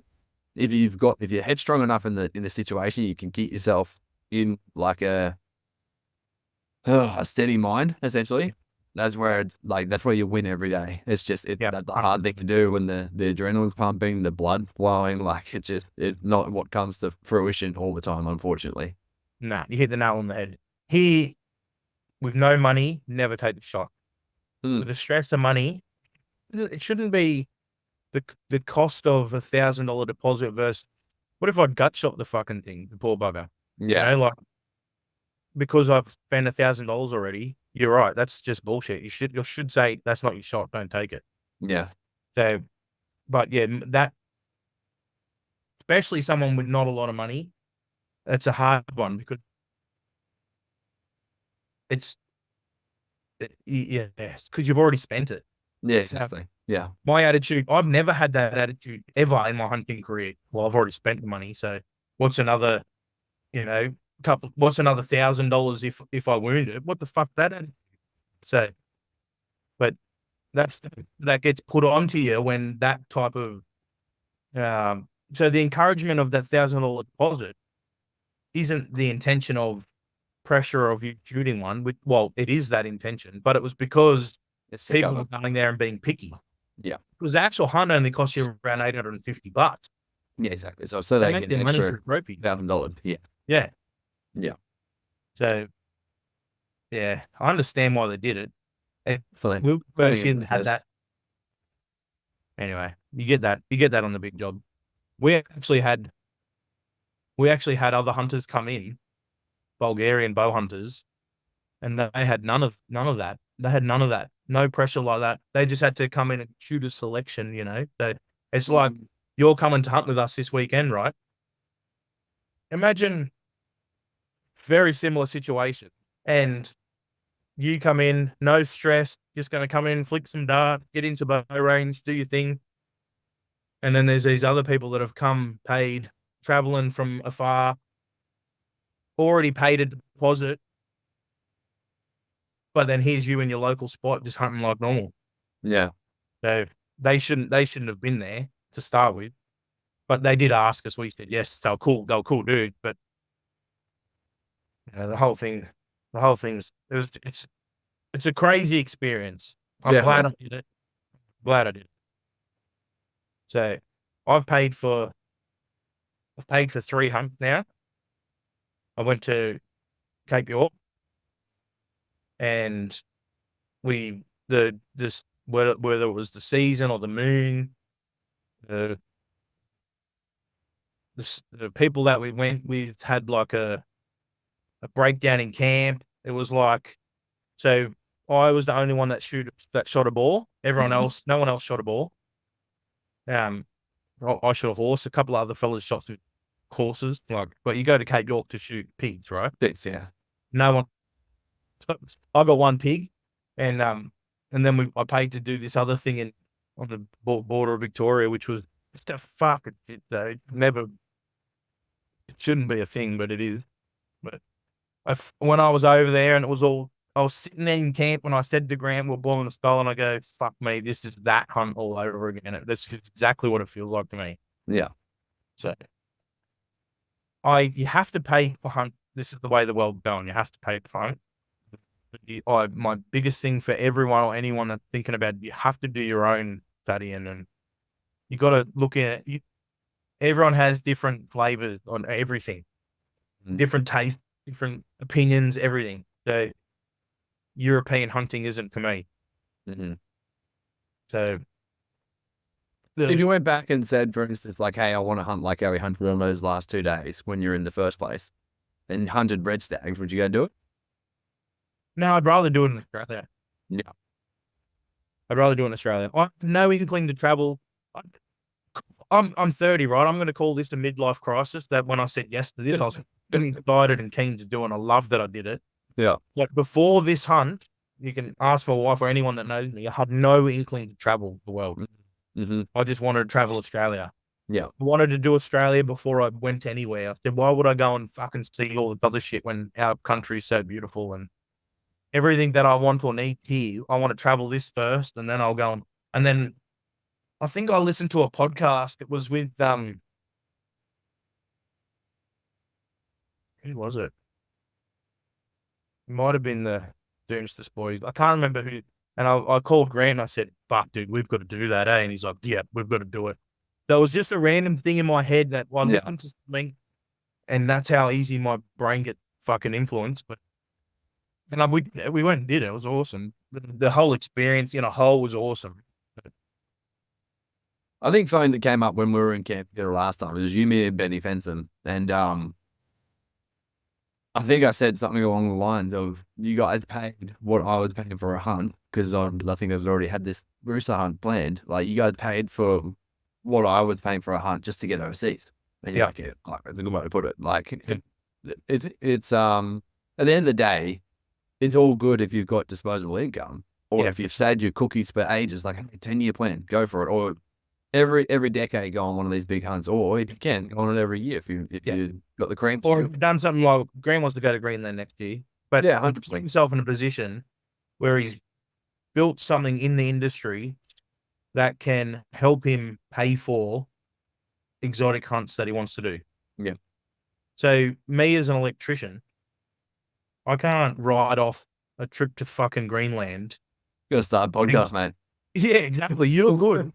Very good. You know, like Summers is good. These fellas that have done stuff like this, the Doomsday Boys, they're good. They can go and it's a tax write-off. So you're spending money. But then at this time of year, when you're talking to the tax man, you go, yeah, baby, I just went and did a heap of advertising, did a podcast in Bulgaria. Fucking gut shot of Fallow deer. I don't want to put bad juju onto anyone, but you know what I mean? Like, you got to he's put himself in the industry where he can do these things. So do it. It's like you said, if you've got the money or the means to do it, do it. It's awesome. But yeah, money is European. It's not like that in New Zealand, right? There's no trophy. I mean, you can do the guided style, but definitely. I think that's the biggest thing is like, hey, you're going to be paying a fee, just be willing to eat it, right? The biggest thing you have to be, it's like, hey, okay, well, it's $10,000 hunt. So expect it that you're going on this hunt and you could come home with nothing. Yeah. And it's going to cost you $10,000. So as long as you're happy with that, then that's the outcome. And I think that if you can take that approach when you go and do it as well, that takes the pressure off of you. Because if you go in with like, I have to do it, and I've done this when I go hunting for meat. I'm like, fuck, I'm going with meat. Like, this is so bad on the family. I'm like, oh. And then I'm like, felt up. It's just like, go to the shop and buy some if you need to. It's just because I'm stubborn like you, and I've had this big long streak of not having to buy. Like, I've purposefully done it. I'm trying to go for as long as I can just to. Well, even when you hunt with us, we give you our meat. Yeah, I know. I'm like, come on, feed my family, boys. I can't hunt. I need your help. I don't know. Everyone has I'd rather hunt in Australia, like you said, $3,000 for a root hunt. I really want a chittle stag. Mhm. So if I have to spend $3,000 and 6 hours or less, 5 hours travel, I'd much rather do that. Yeah. Much rather do that. That's yeah. More so the hunt ended up costing me somewhere in the realm of 14,000 start to finish. Yeah. Wow. Where I think actually 3. Mhm. It doesn't help that the euro is so expensive too compared to Yeah, that's right. Yeah. the Aussie dollar. Yeah. Yeah. Yeah. So it's an expensive fucking exercise. Mhm. This hobby that we do. Yeah, I'm up for a new bow. I don't know. I don't know what to do. It's like you got a motorbike license? No, No, so I do, but no, I don't use it. Yeah. the comparison that I'm at right now is I've been riding on a fucking speed racing motorbike for 10 years. I just want to sit on a fucking cruiser now. I need to find a bow where I can just sit back and hang off the cone. I, I, I need to find. I gotta get on in the market and look for it. I love my bow. It's fucking awesome. She's off its head. Like, but I gotta look for a new bow. I was talking to Grant about this other day. I said, probably don't need a new bow, but I'm itching for one. Yeah. Bang. Just I had this bow from us. Yeah, she's 5 years old. yeah.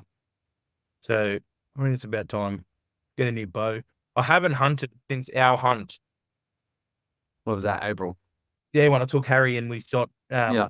me and Benny and the boys shot the little fallow buck. I haven't Yeah. been hunt. So life's been busy. I don't know. And even before that, Bulgaria was my last hunt. So I've had a foul Wow. taste in my mouth. I was going to say, do you reckon it's just left a little bit of a bitter? Yeah, it did. 100%. It did. So I went for a sneaky day hunt between that pre-rut that we went on. Yep. And then, so I've had 2 hunts since Bulgaria. This weekend, this weekend I'll do fuck all hunting. Yep. I'll just get in the hills. I've got one day of hunting before our new mates get up there, and then we'll see what happens. Definitely. I'll walk around with a camera. I love being in the hills. Hey, here's another thing, right? I've had this fucking head noise. I got a job at the start of this year, Mm. and the job itself was awesome, but the people in that I was working with were complete fuckwit. And I lasted all of 3 months in this job and quit. Yeah.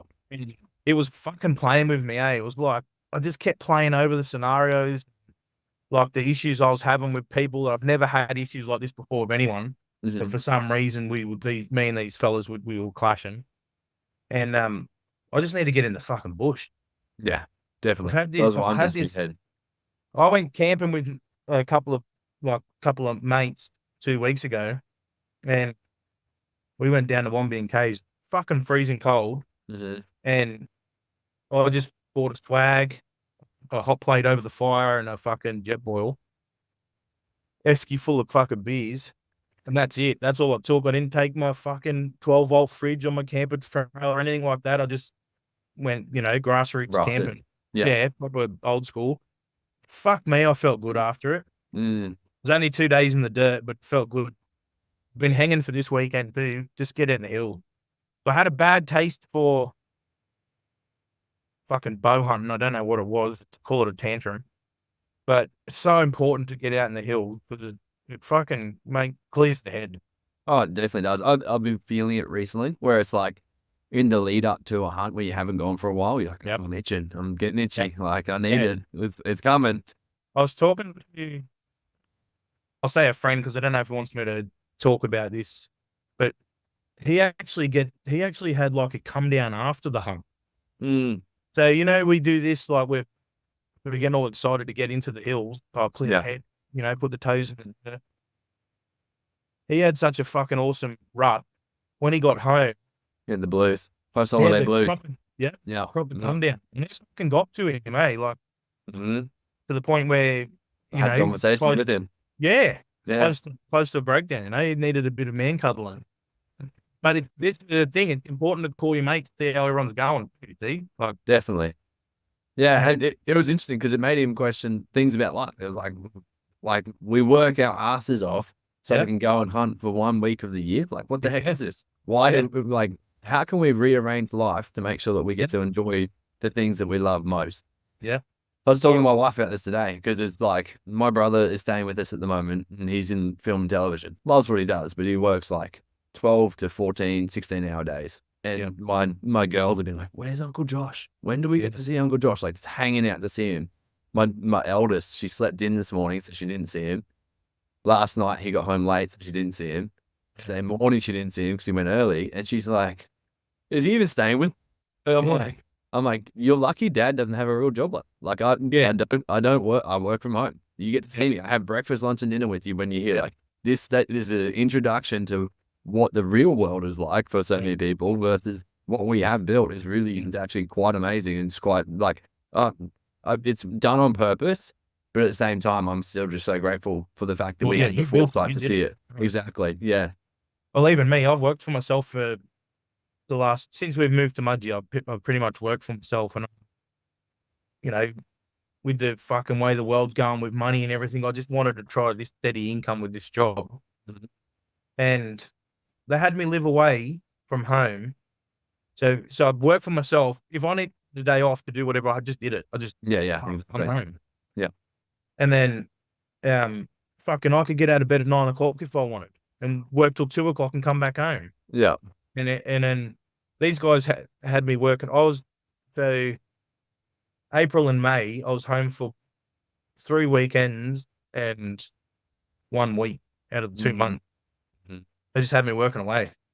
I was like, fuck this. Like, just I love my family too much I couldn't find the money. Yeah. The money. I'll go back to fucking digging holes for whatever I get paid. As long as my mortgage is paid, I don't care. I want to be here. This is what I want to do.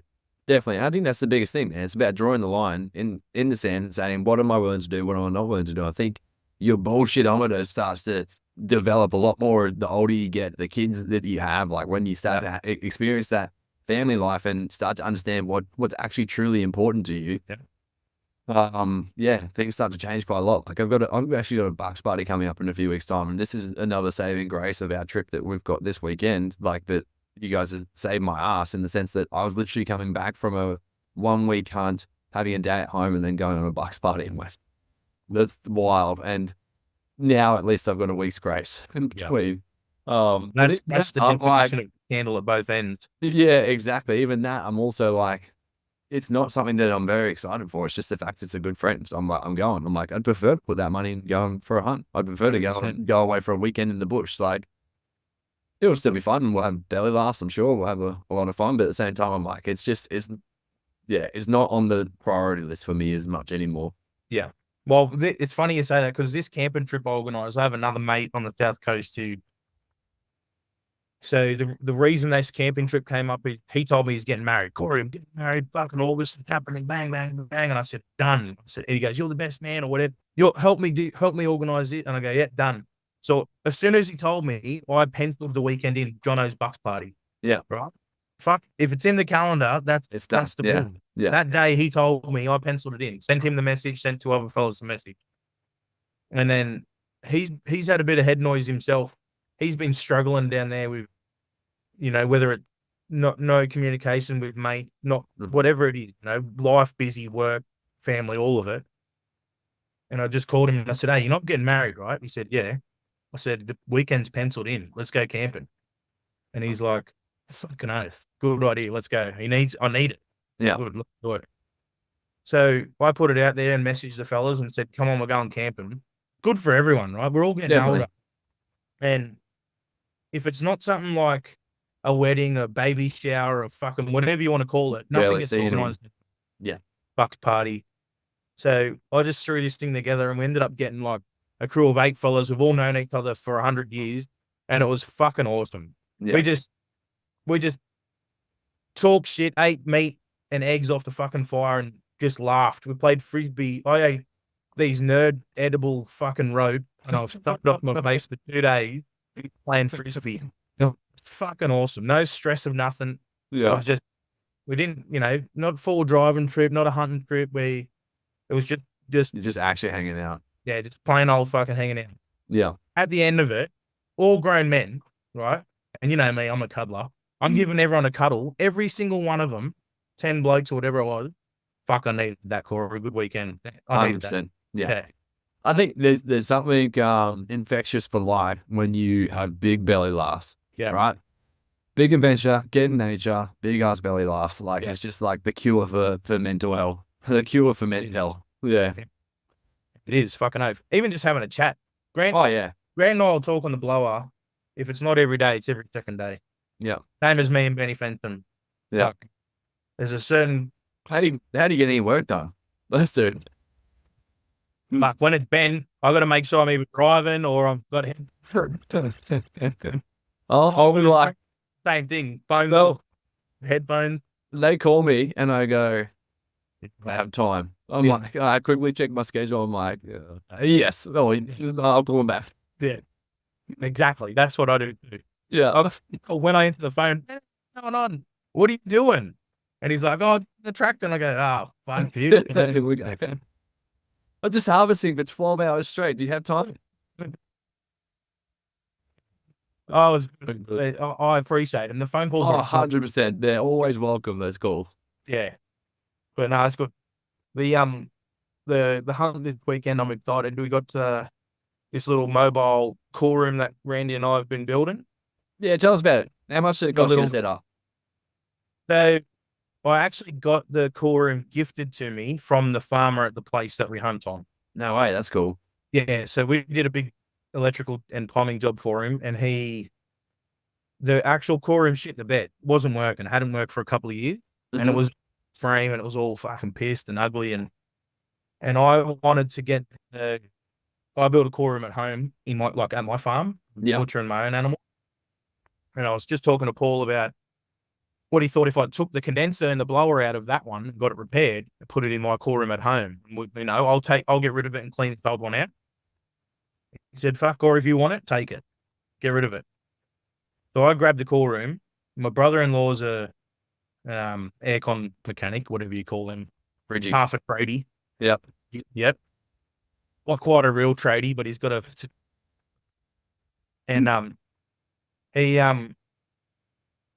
said, come and have a look at this cool room for me. So he bought all the gas bottles up and his testers, and he's got all the gear, and he fucking plugs it in and gets it going. And then he's looking at it like this. And I'm a smart bloke, but I must have been too close to operation. He fucking turns the fan. The fan was stuck. A little bit of panel beating, freed the fan up, bang, cool room worked. No way. Yeah. So then I thought to myself, oh no. And then he told me that actual blower was too small for the cool room. Yeah. So Okay. I thought, well, I'll keep this cool room and I'll put it on the trailer. Yeah, how good. I can still do all my kills. So my cool room I've built now is, I've called it a kill room or a prep room. It's got my mincer, the sausage maker, and a sink, and like hanging hooks off the roof. It's a nice little room. Proper. Yeah.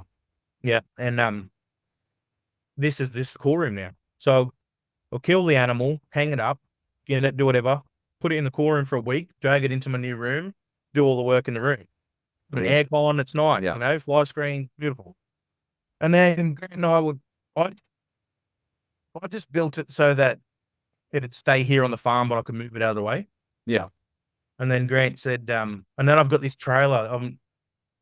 I've had this old trailer for 10 years, and it's one of those trailers that you don't need to get a pink slip for because it's under a certain weight. Yeah. Okay. So we did a couple of spicy mods to it and relocated a VIN plate and put a nice axle under this new trailer we built. Just this afternoon for this weekend's hunt, I just finished screwing all the lights up and wiring all the electrical. How good. And so the trailer cost, did you ask me? Yeah. I was thinking that you went and bought like the panels and stuff, because I see them on Facebook Marketplace all the time. Just the panel of cold rooms. Oh yeah, the one I built at home, that was a housewarming. The panels are a housewarming present. Yeah. Okay. Yeah. So Ian Summers and Randy. Ian Summers gifted them to me. Randy bought them to me. Yeah. So, but that I don't know. It's a prick to build. Once you got your head around it, it's all good. But that 1,200 mil panel, this trailer probably only cost us probably somewhere in the realm of, with the new axle, probably we'd be lucky if it cost $700. Mhm. So, but Crazy. it's again, gift of the gab, talk shit to the right people, Exactly. make dodgy things nice, and you have to be able to build and weld. And so between Grant and I, we can pretty much fuck and fix anything. Yeah. I have to put a real warning on this one.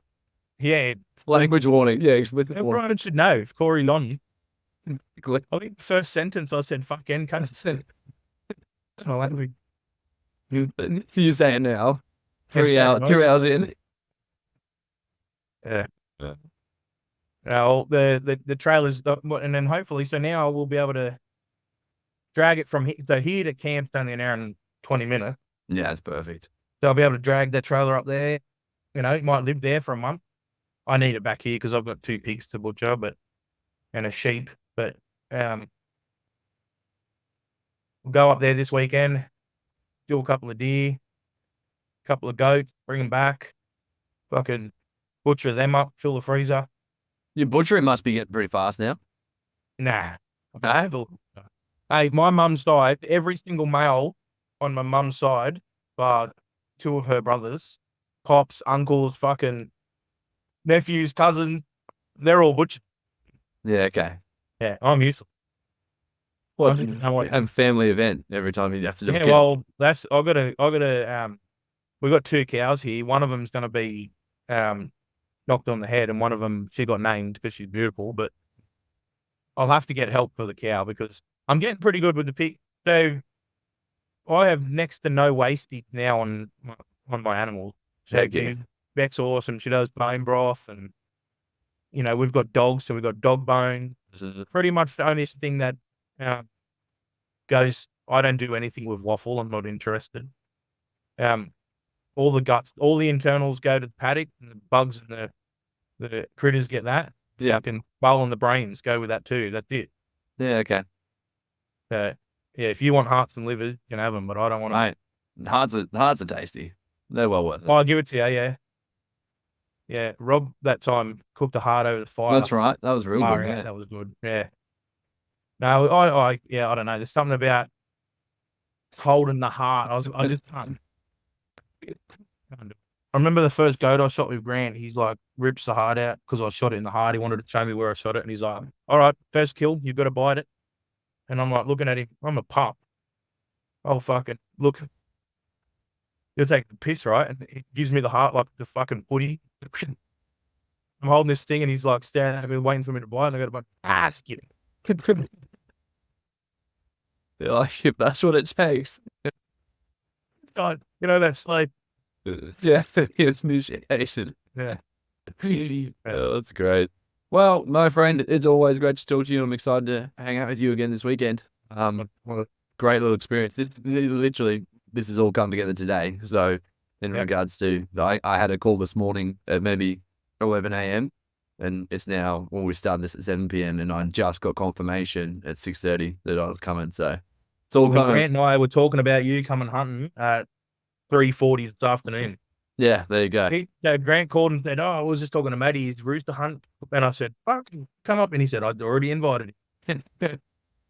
You guys are good at you look after me, and I appreciate all the time you guys put into the podcast because really this was not made to this episode in particular. We're not trying to have I'm not trying to put a negative swing on overseas hunting at all. I'm just saying that there's always another side to it, and you just need to be pre-warned that hey, there is a possibility that if you're going to drop this money into a hunt, that it's not necessarily going to be all fairies and candy canes the whole way. So that was all we really wanted to do here. So thank you for your time again, Corey. It's always a pleasure. My pleasure, Matty. Thank you for having me. Always welcome, mate.